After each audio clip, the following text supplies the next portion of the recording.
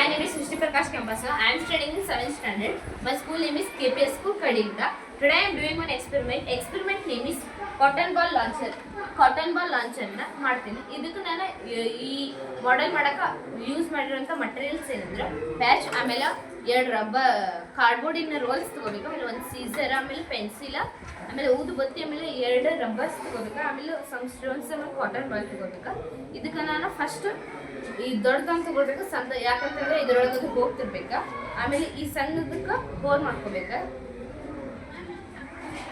Hole ಮಾಡಿ ಅದ್ರೊಳಗೆ pencil ಹಾಕಿ, ಆಮೇಲೆ ಈ ದೊಡ್ಡದಿರ್ತೈತಲ್ಲ ದೊಡ್ಡ ಹೋಲಿಗೆ ಕಟ್ ಮಾಡ್ಕೋಬೇಕ.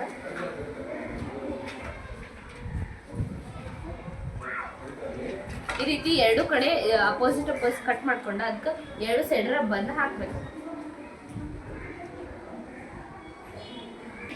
ಈಗ ಇದಕ್ಕೆ ನಾವು ಎರಡು ಕಡೆ ರಬ್ಬರ್ ಹಾಕೊಂಡ ಎರಡು ಸೈಡ್ ಈ ರೀತಿ ಓಪನ್ ಆಗಿರೋ ಹಂಗ ಪ್ಯಾಚ್ ಹಚ್ಬೇಕು.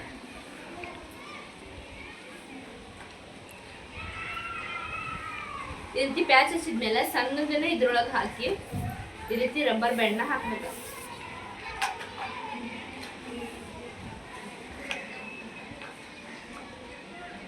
ಈಗ ಇದು ಕಾಟನ್ ಬಾಲ್ ಲಾಂಚರ್ ರೆಡಿ ಆಯ್ತು. ಈಗ ನಾವು ಕಾಟನ್ ಬಾಲ್ನ ಲಾಂಚ್ ಮಾಡ್ಬೋದು.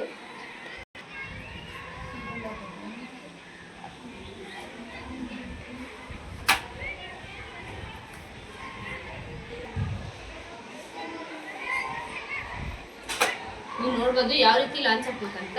ಕಾಟನ್ ಬಾಲ್ ಲಾಂಚರಿಂದ ನಾವು ಏನು ತಿಳ್ಕೊಬೋದಂದ್ರೆ ಶಕ್ತಿಯ ಸಂರಕ್ಷಣೆಯನ್ನು ತಿಳ್ಕೊಬೋದು, ಕನ್ವರ್ಸೇಷನ್ ಆಫ್ ಎನರ್ಜಿ ತಿಳ್ಕೊಬೋದು, ಆಮೇಲೆ ಸಂಭಾವ್ಯ ಶಕ್ತಿ ಅಂದ್ರೆ ಪೊಟೆನ್ಷಿಯಲ್ ಎನರ್ಜಿ, ಆಮೇಲೆ ಮತ್ತು ನಾವು ಇದರಿಂದ ಚಲನ ಶಕ್ತಿ ಅಂದರೆ ಕೆನೆಟಿಕ್ ಎನರ್ಜಿಯನ್ನು ತಿಳ್ಕೊಬೋದು. ಇದು ಎರಡು ಕೆನೆಟಿಕ್ ಎನರ್ಜಿ ಮತ್ತು ಸಂಭಾವ್ಯ ಶಕ್ತಿ ಎರಡು ಕೂಡ ಪರಿವರ್ತನೆ ನಿಯಮಗಳನ್ನು ಪ್ರದರ್ಶಿಸ್ತಾವೆ. ಈಗ ನಾವು ಇದನ್ನ ಮಾಡೇವಲ್ಲ, ಇದ್ರೊಳಗೆ ಸಂಭಾವ್ಯ ಶಕ್ತಿ ಅಂದ್ರೆ ಪೊಟೆನ್ಷಿಯಲ್ ಎನರ್ಜಿ.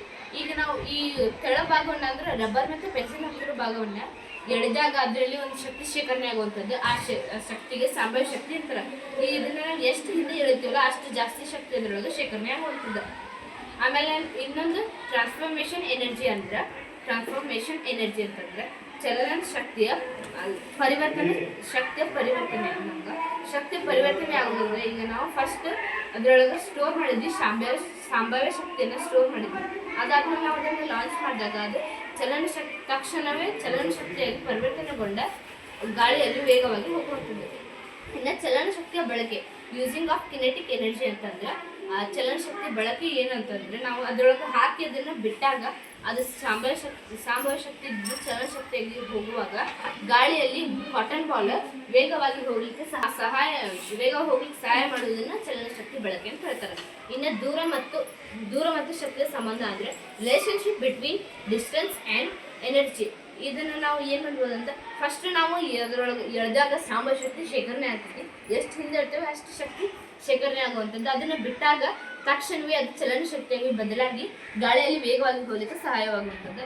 ಇದು ಫಾರ್ ಎಕ್ಸಾಂಪಲ್ ನಾವು ಇದನ್ನು 4 ಇಂಚ್ ಅಂದರೆ ದೂರ ಎಷ್ಟು ಹೇಳ್ತೀವಲ್ಲ ಅಷ್ಟು ದೂರ ಮುಂದೆ ಹೋಗ್ತೈತಿ. ಆಮೇಲೆ 2 ಇಂಚ್ ಅಂದರೆ ಎಷ್ಟು ಕಡಿಮೆ ನಾವು ಇದನ್ನು ಹೇಳ್ತೀವಲ್ಲ ಅಷ್ಟು ಕಡಿಮೆ ದೂರ ಹೋಗ್ತೈತಿ. ನೀವು ನೋಡ್ಬೋದು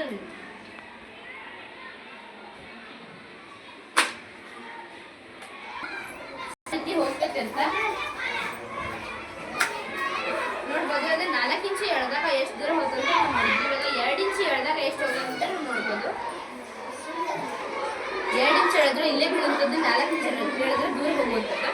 ಇದನ್ನೇ ನಾವು ಈಗ ಮಂಗಗಳು ಬರ್ತಾವಲ್ಲ ಆ ಮಂಗಗಳಿಗೆ ಹೊಡಿಲಿಕ್ಕೆ ಇದು ಉಪಯೋಗ ಆಗ್ತೈತಿ. ಆ ಮಂಗಗಳಿಗೆ ಹೊಡಿಬೇಕಂತಂದ್ರೆ ನಾವು ಪ್ಲಾಸ್ಟಿಕ್ ಈಗ ನೀರುಗಳ ಪೈಪ್ಸ್ ಇರ್ತಾವಲ್ಲ ಆ ಪೈಪ್ಸ್ನ ಯೂಸ್ ಮಾಡಿ ಮಾಡ್ಬೇಕು.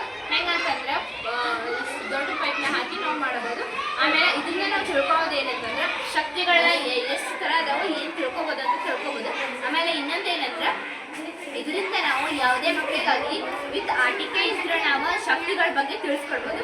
ಇದರಿಂದ ನಾವು ಕಳ್ಳನ್ನು ಹೊಡಿಬೋದು ಅಂತ ತೋರಿಸ್ತೀವಿ.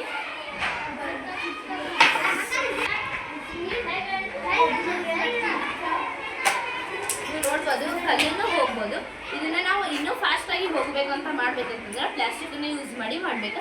ಇಷ್ಟು ಹೇಳ್ತಾ ನಂದೆರಡು ಮಾತು. Thank you one and all.